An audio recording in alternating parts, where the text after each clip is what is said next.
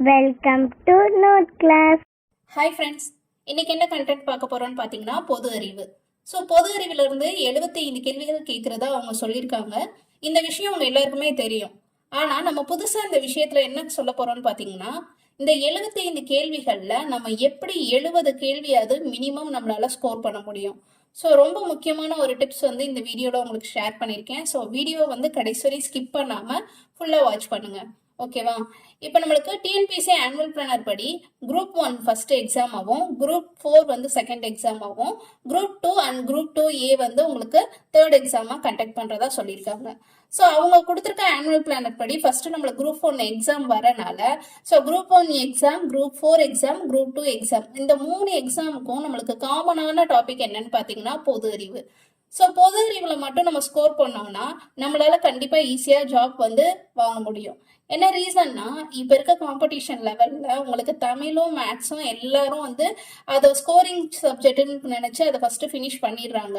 ஆனால் ஜிஎஸ்ல பார்த்தீங்கன்னா அவங்களால ஃபுல் ஃபோக்கஸாக அதை கான்சென்ட்ரேஷன் பண்ணி அந்த ஜிஎஸ் டாப்பிக்கை ஃபுல்லாக கவர் பண்ண முடியல. ஸோ யார் ஒரு ஆள் ஜிஎஸ்ல ஃபுல்லாக கவர் பண்ணி முடிச்சு ஃபுல் மார்க் வாங்க ட்ரை பண்ணுறாங்களோ அவங்களால போஸ்டிங் வாங்குறது ஈஸியாக இருக்கும். ஸோ அவங்க எல்லாருக்கும் தெரியும், தமிழும் மேக்ஸும் படிக்கிறதுக்கு நிறைய பேர் இருக்காங்க, நிறைய பேர் படிச்சுட்டு இருக்காங்க, படிச்சு முடிச்சுட்டாங்க. ஸோ நம்மளுக்கு குரூப் 4ல நியூ சிலபஸ் கொடுத்துருந்தாங்க இல்லையா, அதை பேஸ் பண்ணி உங்களுக்கு கொஸ்டின்ஸ் வந்து எப்படி கேட்குறாங்கன்னு அவங்க கொஸ்டின்ல கொடுத்துருந்தாங்க உங்களுக்கு. ஸோ அதை வந்து அந்த சிலபஸ்ல இருக்கதை நான் உங்களுக்கு எழுதி காமிச்சிருக்கேன். ஸோ வந்து எதுல இருந்து கொஸ்டின்ஸ் வந்து எவ்வளோ எடுக்கிறாங்க அப்படின்னு. அழகு 1ல என்ன கொடுத்துருந்தாங்கன்னா அறிவியல் கொடுத்துருந்தாங்க. மொத்தம் அதுல 5 கேள்விகள் கேட்கறதா அவங்க சொல்லியிருக்காங்க. அழகு 2ல பாத்தீங்கன்னா புவியியல்னு சொல்லியிருந்தாங்க, அதுல 5 கேள்விகள் கேட்கறதா சொல்லியிருந்தாங்க. அழகு 3 வரலாறு மற்றும் ஐயனம். ஸோ இந்த 2 டாபிக் சேர்ந்து உங்களுக்கு 10 கேள்விகள் வரும். அழகு 4 பாத்தீங்கன்னா இந்திய ஆட்சியல், அதாவது பாலிட்டில இருந்து உங்களுக்கு 15 கொஸ்டின்கள் வந்து கேட்கறதா சொல்லியிருக்காங்க. அடுத்து பாத்தீங்கன்னா அழகு 5. அழகு 5ல பாத்தீங்கன்னா பொருளாதாரம் மற்றும் யூனிட் 9. ஸோ இந்த 2 டாபிக்கும் சேர்ந்து உங்களுக்கு 20 கேள்விகள் வந்து வரும். அடுத்து அழகு 6 பார்த்தீங்கன்னா யூனிட் 8ன்னு நம்ம சொல்லுவோம் பழைய சிலபஸ்ல. ஸோ அந்த டாபிக்ல இருந்து 20 கேள்விகள் வந்து கேட்பாங்க. ஸோ இது டிஎன்பிஎஸ்சி நம்மளுக்கு கொடுத்துருக்க மிகப்பெரிய ஹெல்ப். ஓகேவா? ஏன்னா நம்மளுக்கு பழைய சிலபஸ்ல பார்த்தீங்கன்னா எவ்வளோ கொஸ்டின் எதுலேருந்து கேட்பாங்க அப்படிங்கிறது நம்மளால அனலைஸ் பண்ணவே முடியாது. ஸோ எதெல்லாம் இம்பார்ட்டன்ட் நம்மளா கொஸ்டின் பேப்பரை எடுத்து அனலைஸ் பண்ணி அதை பார்த்தா மட்டும்தான் எந்த டாபிக்கு வெயிட்டேஜ் கொடுத்து படிக்கணும் அப்படிங்கிறது நம்மளுக்கு தெரியும்.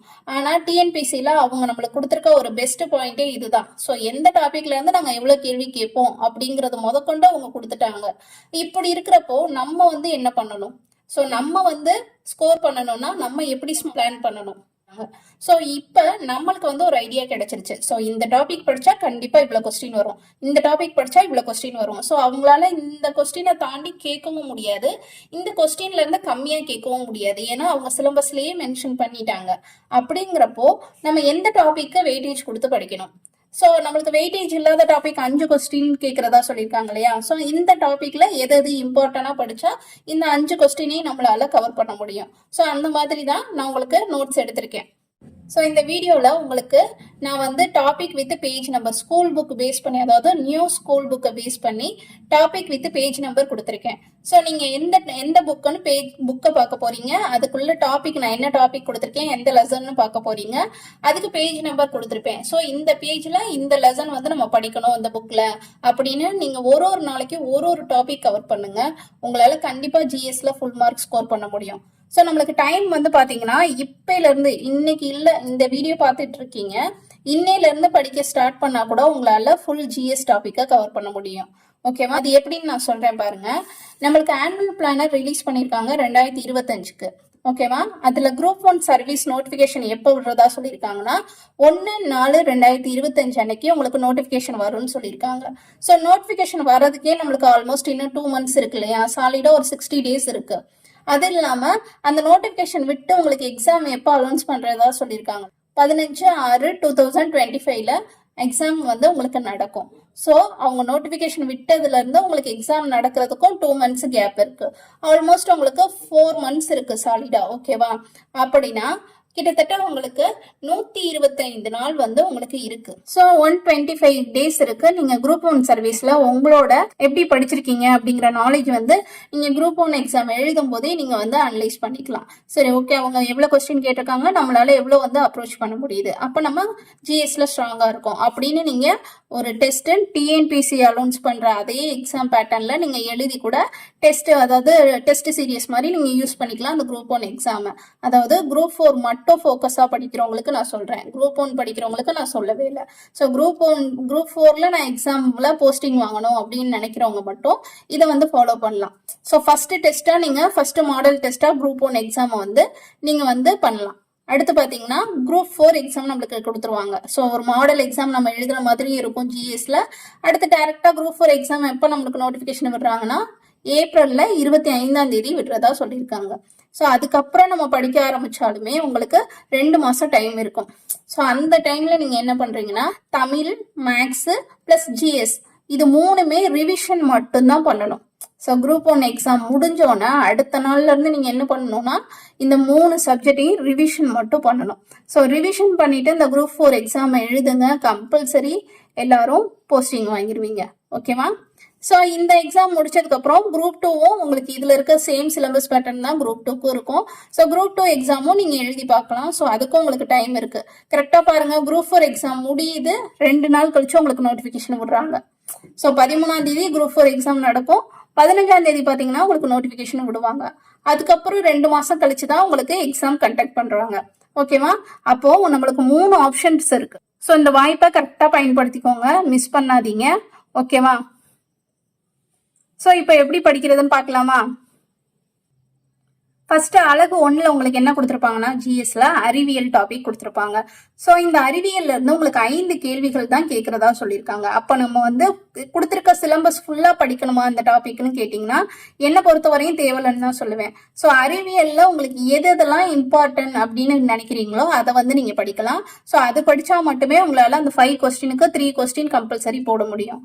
ஸோ நான் எக்ஸாம் வந்து உங்களுக்கு பார்த்த விதத்துல எனக்கு எதெல்லாம் ரொம்ப முக்கியம்னு தோணுதுன்னு பாத்தீங்கன்னா நான் அதை மட்டும் தான் உங்களுக்கு எழுதியிருக்கேன். ஸோ பிடிச்சிருக்கோங்க இந்த டாபிக்ஸை படிச்சுக்கலாம். இல்ல உங்களுக்கு வேற ஏதாவது ஐடியா இருக்கு, இல்ல வேற டாபிக்லாம் வரும் அப்படின்னு நீங்க ஃபீல் பண்ணீங்கன்னா உங்களுக்கு ஏத்த மாதிரி நீங்க பிளான் ஷெட்யூல் போட்டு நீங்க வந்து படிக்கலாம். ஓகேவா?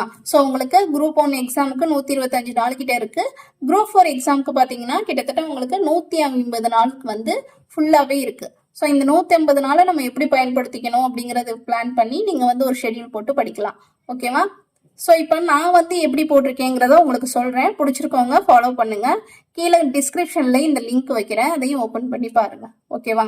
ஸோ ஒளி அப்படிங்கிற டாபிக் வந்து இம்பார்ட்டன்ட்னு நான் கொடுத்துருக்கேன். அடுத்து பார்த்தீங்கன்னா ஒளி, அடுத்து அமிலம், காரம் மற்றும் உப்பு, அடுத்து பாத்தீங்கன்னா மனித நோய்கள். ஸோ இந்த டாபிக் ஒரு டாபிக்லயும் எந்த புக்ல அது கொடுத்துருக்காங்க.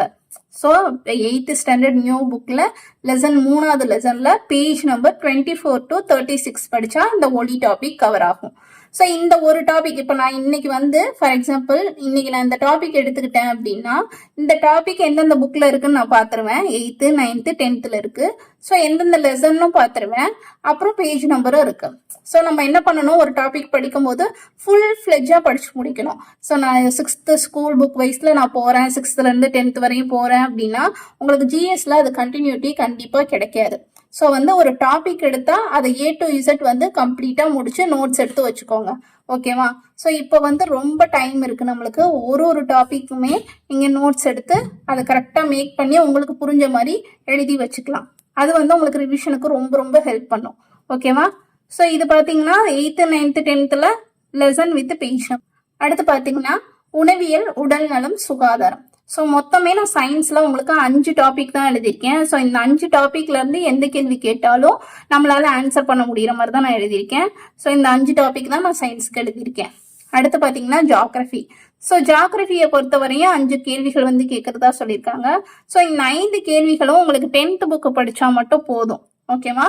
சரி, 10th நியூ புக்ல லெசன் 1 to 7 வரையும் நீங்க படிச்சீங்கன்னா கம்பல்சரி ஜியாகிரபில இருந்து கேட்கிற கொஸ்டினுக்கு உங்களால 4 கொஸ்டின் கம்பல்சரி ஆன்சர் பண்ண முடியும்.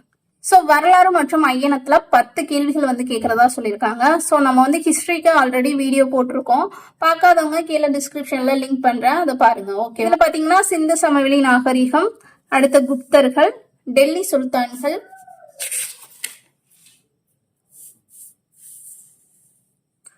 முகலாயர்கள், மராத்தியர்கள், தென்னிந்திய அரசுகள். ஸோ இது வந்து ஹிஸ்டரியில வந்து முக்கியமான டாபிக்கா நான் கொடுத்துருக்கேன். அடுத்து பாத்தீங்கன்னா ஐயனம். ஸோ ஐயனம் வந்து ரொம்ப ரொம்ப முக்கியமான டாபிக். ஸோ அது வந்து ஃபுல் சிலபஸும் நம்ம படிக்கணும். எதுவுமே இது வரும் இம்பார்ட்டன்ட், இது வேணும் அப்படின்னு நம்ம ஒமிட் பண்ணவே முடியாது. ஸோ ஃபுல் சிலபஸும் ஐயனம் கவர் பண்ணணும். ஸோ நான் ஃபுல் சிலபஸும் கவர் பண்றதுலாம் உங்களுக்கு ஃபுல்னு போட்டிருப்பேன். அதெல்லாம் ஃபர்ஸ்ட் ஃபினிஷ் பண்ணிடுங்க. இப்போ நான் கொடுத்துருக்கிறதுலையுமே நான் எதெல்லாம் ஃபுல் சிலபஸ் அப்படின்னு போட்டிருக்கேனோ அந்த சப்ஜெக்ட் எல்லாம் ஃபர்ஸ்ட் ஃபினிஷ் பண்ணிடுங்க. ஸோ இந்த மாசம் பிப்ரவரி மந்த்ல கிட்டத்தட்ட உங்களுக்கு 18 நாள் இருக்கு. ஸோ இந்த 18 நாள்ல நம்ம வந்து ஐயனம் ஃபுல்லா முடிக்கணும் அப்படிங்கிற மாதிரி கோல் ஃபிக்ஸ் பண்ணுங்க. ஸோ ஐயனத்துல நான் பேஜ் நம்பரும் இருக்கு, புக்கும் இருக்கு. அப்ப நீங்க என்ன பண்ணணும், உங்களோட வேலை படிச்சு நோட்ஸ் மட்டும் எடுக்கணும். ஸோ அப்படி எடுத்து பிப்ரவரி மந்த்துக்குள்ள ஐயனம் கம்ப்ளீட் பண்ணணும் அப்படிங்கிற மாதிரி கோல் வைங்க. அதுக்கடுத்து பாலிட்டி படிக்கணும். ஸோ அந்த மாதிரி ஆர்டர் வைஸ்ல நீங்க படிச்சு ஜிஎஸ்ஸை கம்ப்ளீட் பண்ணுங்க. ஓகேவா? ஸோ அழகு 4ல இருந்து அழகு 6 வரையும் நம்ம பார்ட் 2 வீடியோல பார்க்கலாம். ஸோ இந்த வீடியோ உங்க எல்லாருக்கும் பிடிச்சிருக்கும்னு நினைக்கிறேன். பிடிச்சிருந்துச்சுன்னா மறக்காம லைக் பண்ணுங்க, கமெண்ட் பண்ணுங்க. தேங்க்யூ.